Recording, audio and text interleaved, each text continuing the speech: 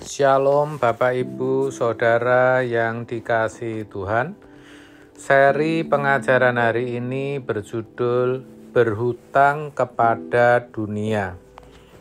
Iblis dengan segala kelicikannya telah berhasil membuat manusia berhutang kepada dunia. Bahkan sejak kecil manusia diajar untuk berhutang terhadap dunia. Ini mengerikan sebab tanpa disadari manusia digiring menuju kegelapan abadi. Tidak lagi memiliki kehausan akan perkara-perkara kekal. Terkondisi tidak lagi memiliki kerinduan terhadap perkara-perkara surgawi, terhadap Tuhan. Manusia dikondisi menjadi mempelai dunia, berhutang kepada dunia. Harus memiliki apa yang dunia sajikan.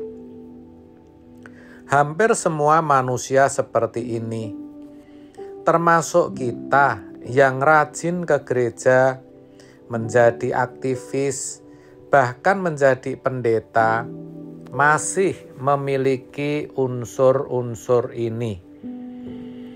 Orang-orang yang terobsesi dengan perkara-perkara fana tidak akan pernah menjadi mempelai Tuhan, tidak akan pernah menjadi kekasih Tuhan.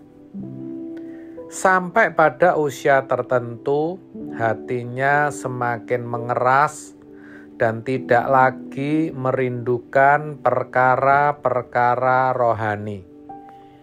Dan itu adalah kondisi yang parah. Jadi, selama kita masih diberi peringatan oleh Tuhan untuk berpaling kepadanya, kita harus berpaling. Bersyukur kepada Tuhan.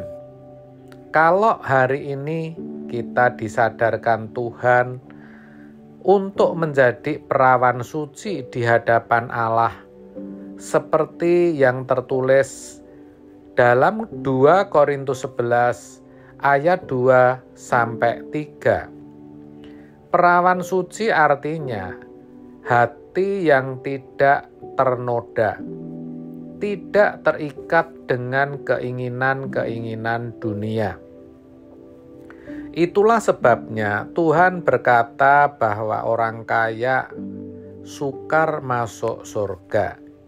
Karena dengan kekayaan ia bisa memiliki apapun juga, bisa melekatkan dirinya kepada apapun, atau apapun bisa dilekatkan pada dirinya.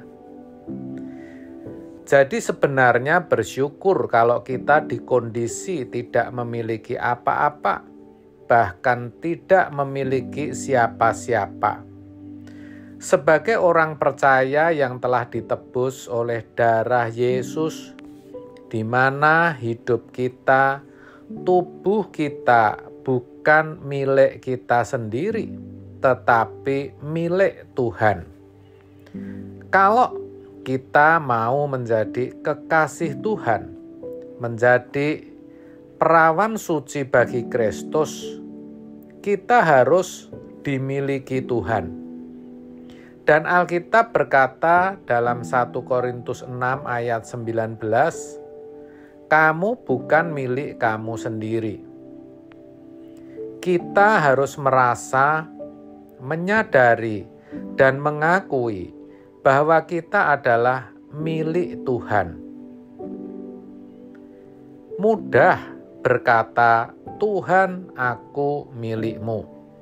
Tetapi kenyataannya kita masih memiliki diri kita sendiri. Secara hukum, Tuhan yang telah membeli kita dan harganya lunas dibayar. Kata lunas dibayar dalam 1 Korintus 6 ayat 20 menunjukkan bahwa kepemilikan Allah atas kita sah. Karenanya, kita harus berhutang untuk hidup menurut roh, bukan kepada dunia. Kecuali kita menjual diri untuk dimiliki dunia dengan cara mengingini apa yang dunia miliki. Sebab apa yang menarik dan memikat hati kita, dialah kekasih dan pemilik atas diri kita. Kepada siapa dan apa hati kita terpikat, ke sana kita masuk dalam belenggu dan penjaranya. Jadi, orang-orang berhutang kepada dunia karena mereka mau memiliki dan dimiliki dunia. Mereka menukar hak kesulungan sebagai umat pilihan dengan semangkok makanan, yaitu kerinduan dunia. Sebab jika kita hidup menurut daging, kita akan mati. Roma 8 ayat 12 dan 13. Tapi jika kita hidup menurut roh atau berhutang kepada roh untuk melakukan kehendak roh, kehendak Allah, kita harus mematikan perbuatan-perbuatan tubuh kita, mematikan hasrat-hasrat duniawi kita. Dan Alkitab berkata, barang siapa menjadi milik Kristus Yesus, ia telah menyalibkan daging dengan segala hawa nafsu dan keinginannya. Yang ini tidak bisa dilakukan oleh siapa-siapa. Bahkan Tuhan sendiri tidak memaksa kita.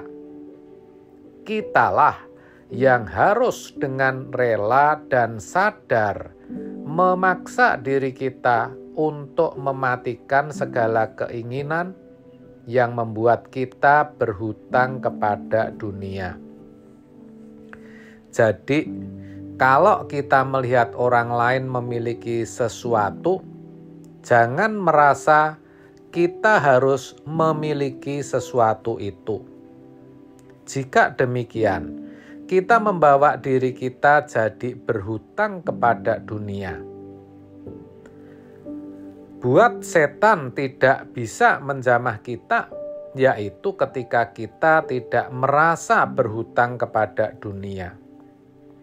Kalaupun kita harus memiliki sesuatu, maka sesuatu itu harus berguna untuk Tuhan. Kalau kita mau sungguh-sungguh melakukan hal ini, maka Tuhan akan memberikan kepada kita kerinduan yang bertambah akan Dia. Kita akan merasa kehausan akan Allah yang nyata, yang keluar dari hati kita. Tapi kalau lidah atau selera jiwa kita sudah terikat dengan selera keindahan dunia, pasti kita tidak memiliki kerinduan akan Allah. Amin. Tuhan Yesus memberkati.